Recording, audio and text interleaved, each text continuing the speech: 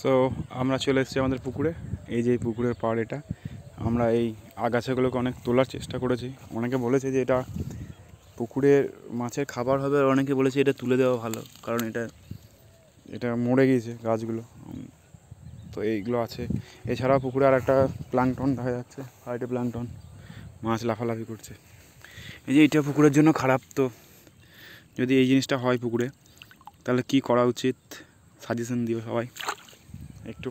আর খাবার দেওয়া আছে অলরেডি, বস্তায় বেঁধে খাবার দেওয়া আছে। পাশে ধানের জমি আছে। অনেকে বলেছে যে এগুলোকে একদম স্প্রে করে মেরে ফেলা উচিত, ঘাস মারা দিয়ে। আর অনেকে বলছে যে না, এটাকে উপরে তুলে দিতে।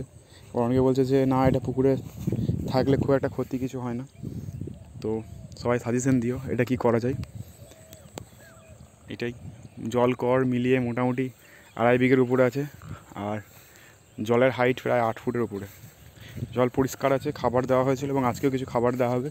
তার ভিডিও আমি আপলোড করব, একবার দেখে নাও কী অবস্থা আছে। এগুলো আমরা অনেকটা চেষ্টা করেছি তুলে ফেলার। এই হচ্ছে অবস্থা